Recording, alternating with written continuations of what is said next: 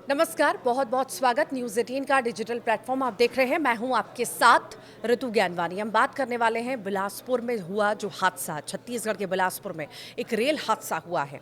बिलासपुर में हुए इस रेल हादसे में मौतों का आंकड़ा लगातार बढ़ रहा है और दर्जनों घायल भी हुए हैं, जिसकी आईजी बिलासपुर की तरफ से पुष्टि भी कर दी गई है। हादसे की सूचना मिलते ही रेलवे के अधिकारी और कर्मचारी मौके पर पहुंच गए हैं।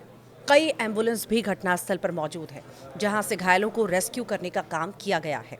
घटनास्थल पर लोगों की भारी भीड़ भी जमा हो चुकी है।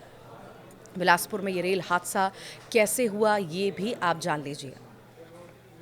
शाम के 4 बजे का वक्त था, सूरज ढलने की तैयारी में था, लेकिन अभी भी आसमान में हल्की सुनहरी रोशनी थी।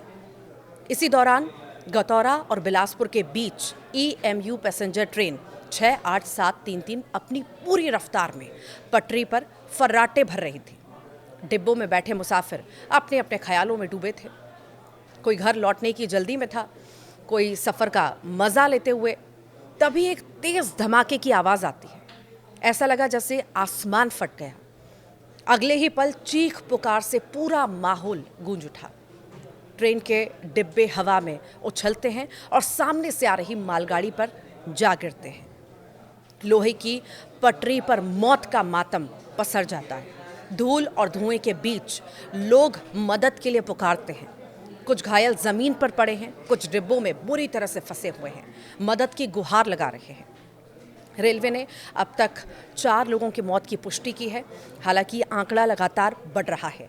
अधिकारियों ने आखिर क्या कुछ कहा है वो भी आप जान लीजिए।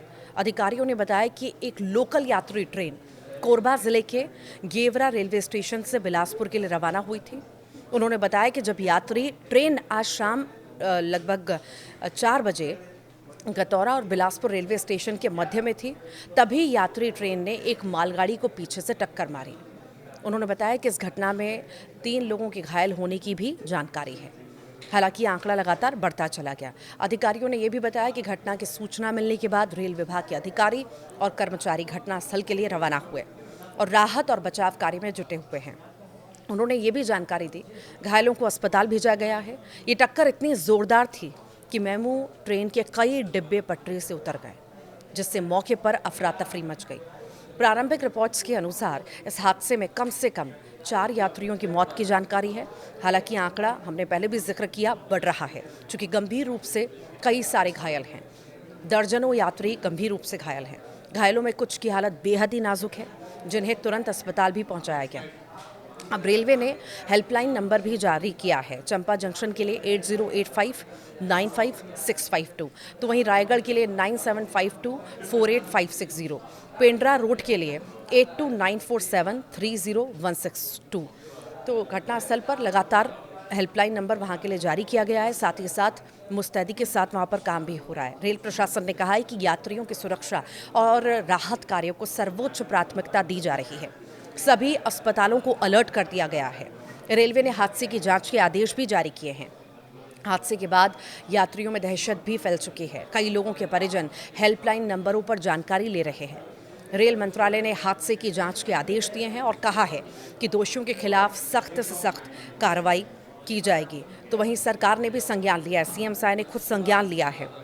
मृतकों के परिजनों को 10-10 लाख मुआवजा देने की बात कही है। गंभीर रूप से जो घायल हैं 5-5 लाख का उन्हें मुआवजा दिया जाएगा। तो वहीं जो सामान्य रूप से घायल हैं उन्हें 1 लाख तक की सहायता राशि प्रदान की जाएगी।